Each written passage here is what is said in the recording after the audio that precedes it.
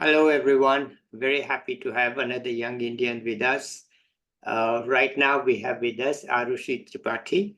Let's listen to her. Over to you, Aarushi. Hi, thank you first of all, Subodh, for giving me this opportunity. And hello to everyone listening in. My name is Aarushi Tripathi. I am currently studying in the Masters of Public Policy program at Duke University with a focus on on the intersection of social tech and policy from an international focus. Um, Before coming to Duke, I actually worked as an engineer. So I studied computer science and engineering and worked in the machine learning field for about 4.5 years. And so this was a completely different transition for me. And I think my interest in public policy came because of that experience in the science and technology field, stemmed from just looking at how there was that gender gap, the skewed ratio in the field, and that there weren't many women engineers, for example, around me. And even if they were concentrated in junior roles many of the times. And I wanted to see what can be done to actually close this gap as much as possible. Is this an interest reason? But I did not personally believe that, because I knew many girls have been interested, so what could more be done? And at that time I felt in that role as an engineer I couldn't do much, and I for a larger scale solution there had to be collaboration between industry as well as the government. And that's when I felt like I did some research. I looked at what other options could be there to change, and talk to a lot of people online. I met through different events, and it was also COVID time, so it was mostly online meetings. And that's when I realized, okay, policy is something that uh, allows me not only to use the skills I learned in engineering, especially data skills, but also make this pivot and be able to work with the government, work on larger scale solutions. And I think, yeah, that's how I found it. And as I entered it, I think my focus really became on labor participation and education for women. Right now at Duke, for example, I am trying to look at different angles from which we in the labor policy. But since it's a new field for me, I'm also trying to explore more avenues. So, like, for example, I recently did an internship with Oxfam America in the climate justice department. So, to look at just transitions, as well as corporations and how their policies work, what's really going on behind the scenes. And I also did a project with local nonprofit. So yeah, right now I'm just trying to explore different things. And but I think for me personally, the underlying theme for everything is social inequality. And I really want to see, how do we reduce that? How do we eradicate? And in a developing country like India, there is need for that. I think there should be more. I feel like if more people focus on that and keep working towards it, it's a good solution. And looking at developed countries like the US as well, I feel like there is a lot to do. So we have a long way to go, but I think we can definitely reach there. Okay. All right. That's how you arrived. But tell us a little bit about your college days and your days as a ML also. We are interested. So, what happened there? Uh, I think for college, I think at that time, for a lot of us, it's still a very exploratory phase. So at that time, I wasn't sure. I had a lot of interest there as well. I wanted to do astronomy at some point. But yeah, I thought, okay, engineering is something which I knew about, which people around me knew about. So I decided to pursue that. And college was interesting. I think it wasn't my favorite subject, but I really learned a lot. I would say there was so many new things, and I'm really grateful for the skills that I have acquired in college and then during work, because I feel like understanding technology today is really important, even in different issues of public interest, because it's taking our lives. Mm, And in college, mm, it was, yeah, like I understood the technical aspect of how things really work behind the scenes mhm, with great teachers, and it was very interesting to look at that aspect. And then while I worked, all that really helped me to create. So for me, the work initially that I did was very technical. So, coding, programming, creating algorithms, looking at problems from technical perspective. mm, How can technology or mm, automation mm, resolve it? mm. Yeah. Okay, and then suddenly one day, what happened? I don't think it was one day. It was just a series of days. Uh, Which started from, okay, this is, in class, in programs, in events, in work, everywhere I saw. And I grew up mostly with science. I had a deep interest in the science field, especially physics. That was my biggest, my favorite. And I saw consistently how there was this gap. Like I did not see many girls or many women around me all the time. And it just, every day of that just accumulated, got me thinking, why does that even happen?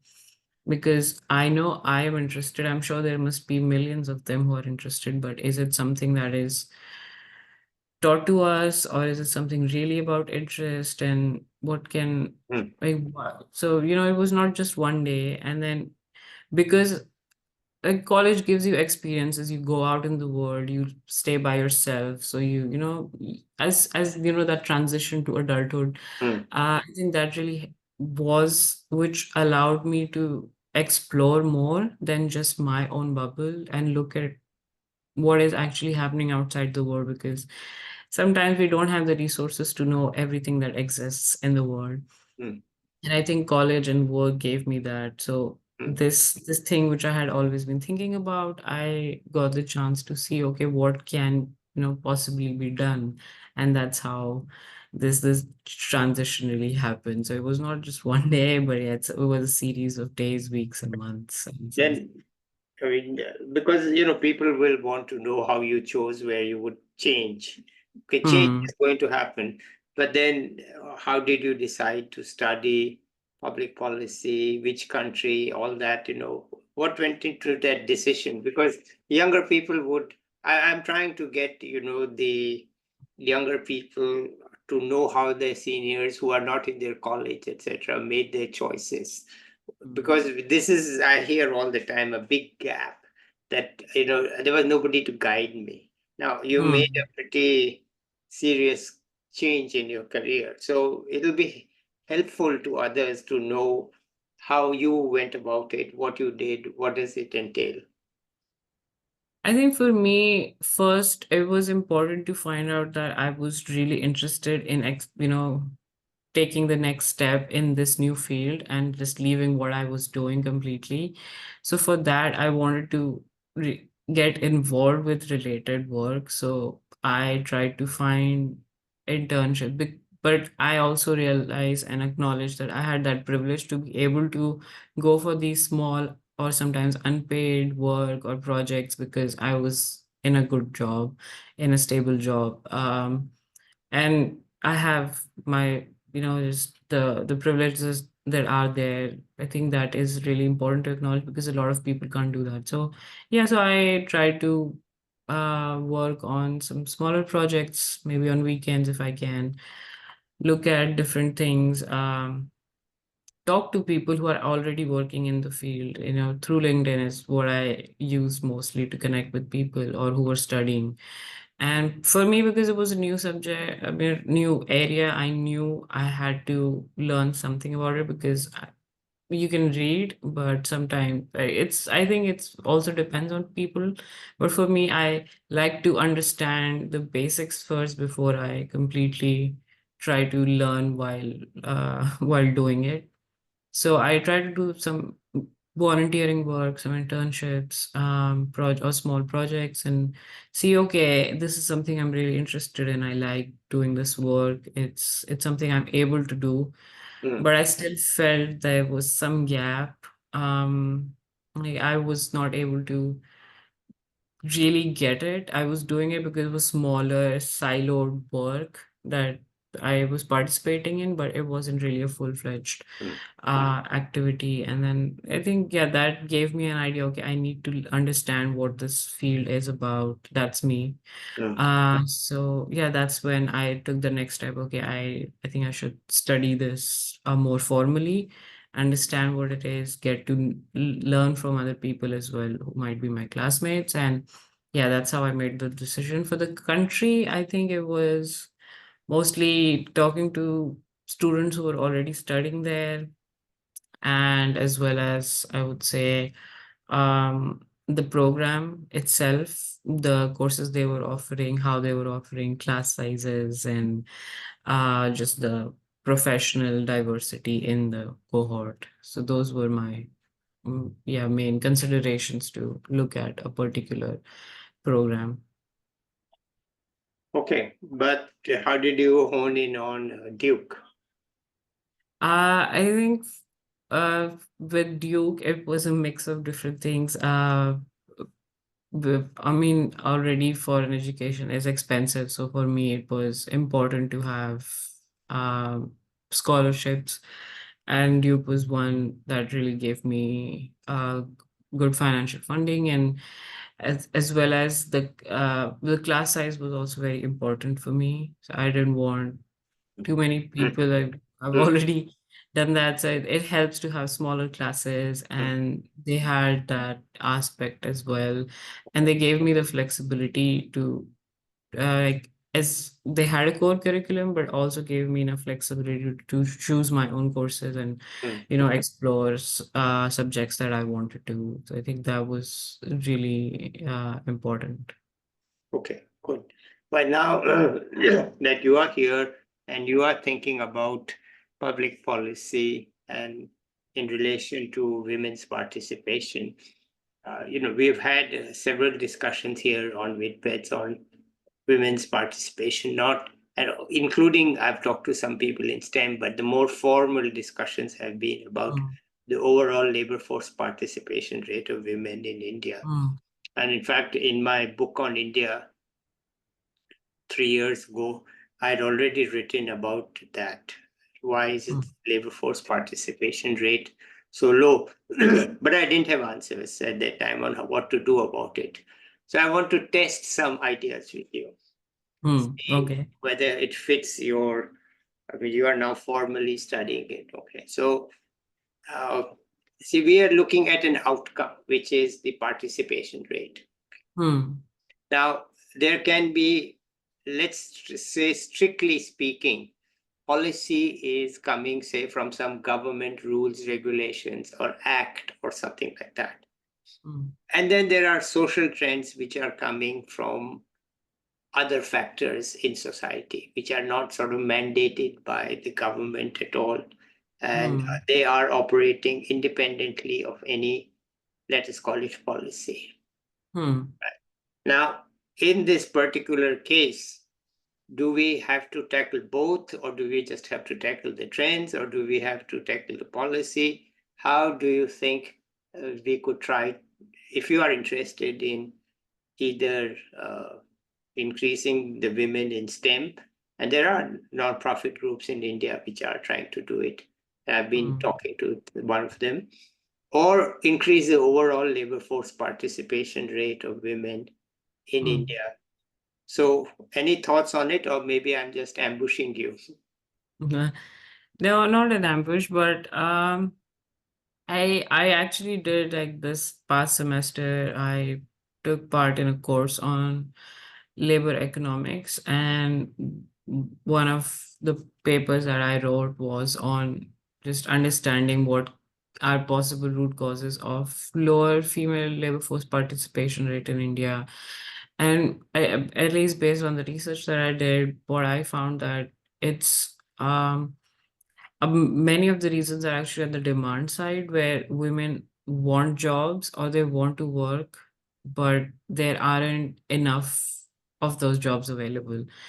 And for example, like they've tried to look at the whenever demand comes up, there are many women who are trying to fill it if it's near their house, but their needs are also different because they are also the primary caregivers, especially in India. We see so they can't just work at odd hours, or they want to work and also be able to take care of the family or have that time or have jobs near their houses. So I think uh, it's definitely worth to look at the social trends first to see what it what people really want, because you can't create I feel from this experience so far that you can't just create policies on your own without really looking at what is happening on the ground. Having more people who have that experience to come in and give their opinion as well. I think that's something I have learned personally. That's something I've taken with me, is really important to engage stakeholders. And I think to identify those trends, it's important to talk to people and see, and then use that to before you really embark on creating any recommendations for a policy. Does that make sense? Yeah, it makes sense. It Yeah, absolutely makes absolute sense. yeah. So, okay, so how do you intend to go about this in the future? I'm just curious. Yeah, I think for me, I want to do more research on this. Like this year, I have the chance to do a year-long project.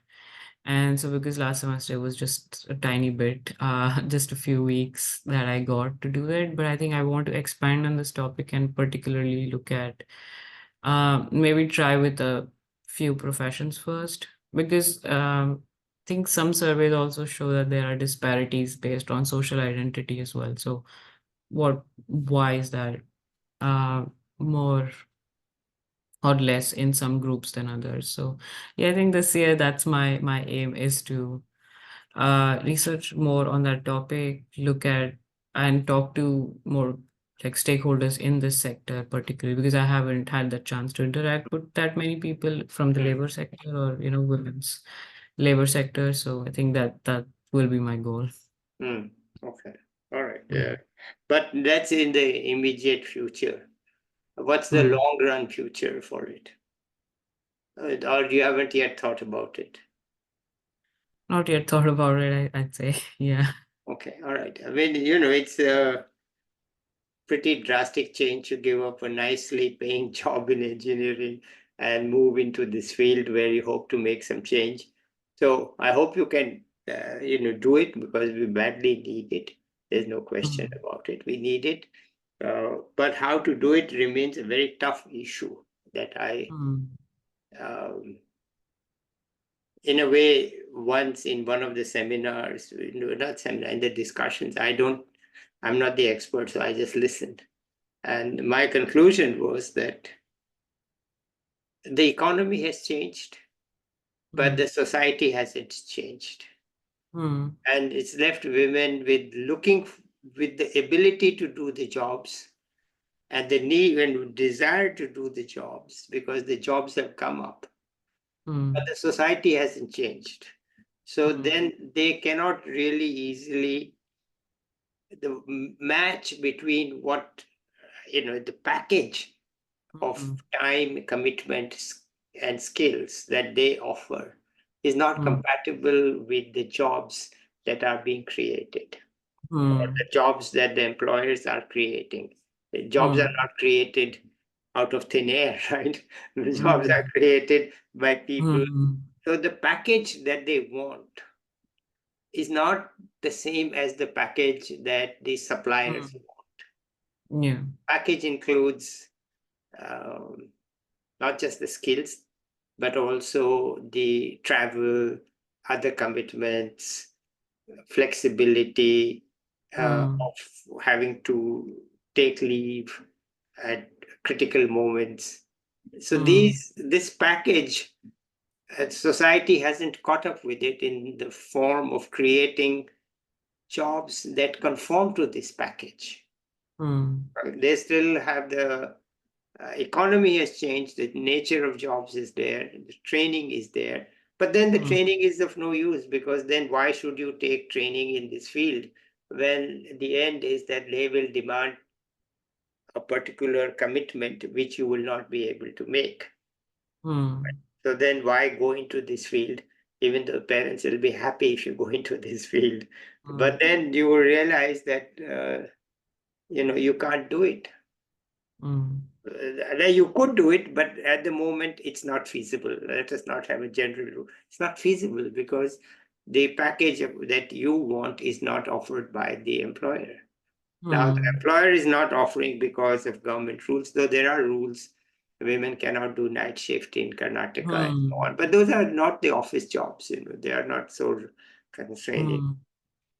Anyway, it's a very tough issue as far as I can tell, and it'll require a lot of effort and so on to work on both the Mm. employers and the employees and see how we can form a better fit. Mm. So that, and then of course, only then Mm. can the demand trickle down to the colleges. Mm. Because if you just say, look, enroll more women, but they don't then join. Yeah. You can't just enroll more women and then it doesn't work because they are qualified in high school, but the Mm. career path is not obvious. Anyway, this is just my thought. And Mm. let me hear more from you than from me. Anything Mm. else you want to tell us?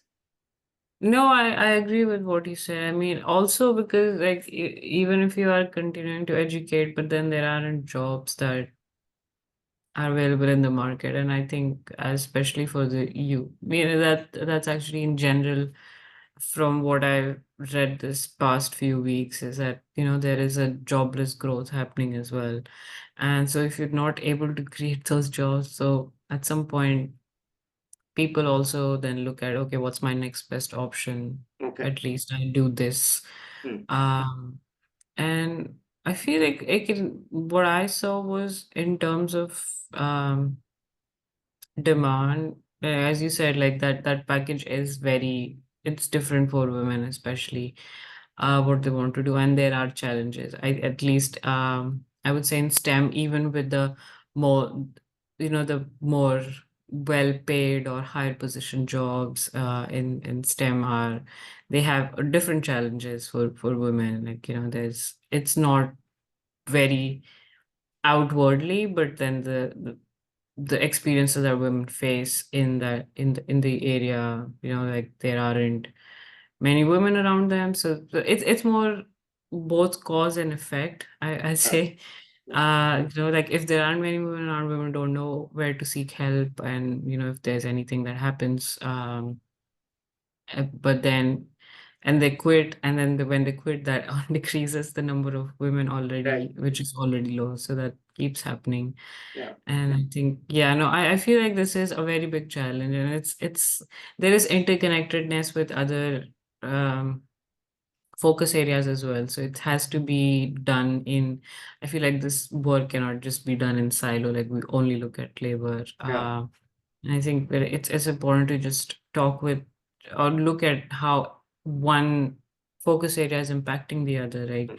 And now you have in mix technology and climate change as well. So those two are big shifts that will also impact both employment and education for women. So like, because they have unequal access to technology, and the impacts of climate will be more on them than on you know Mm. so I think for the solutions, and that's something, yeah, I try to look at, or I'm trying to look at as much as I can to see incorporate those um, other views as well.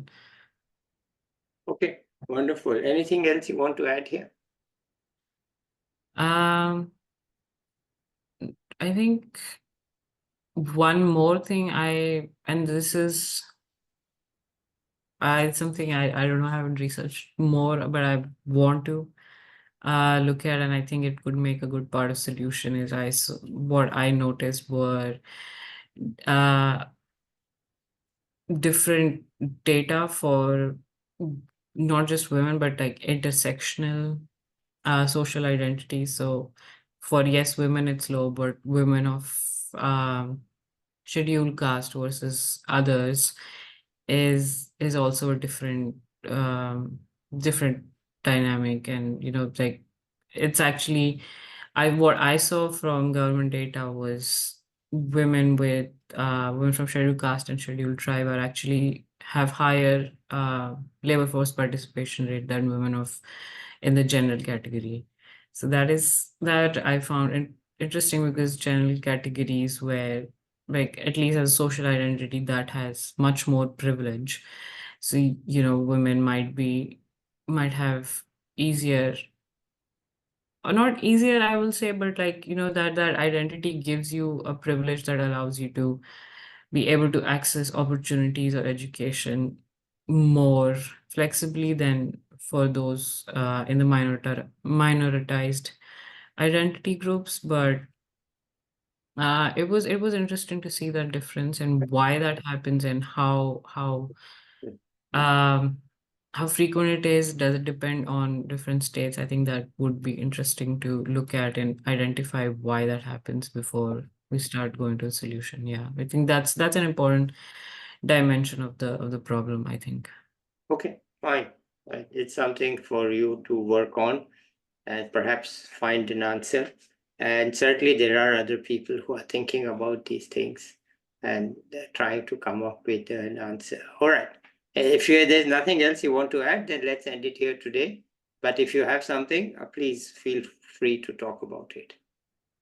I think for today that's all I All have. right, good. All right. So then we are done. Thank you, Aarushi, for being here. I'll be back with another young person or an expert soon. Bye till then. Bye, everybody.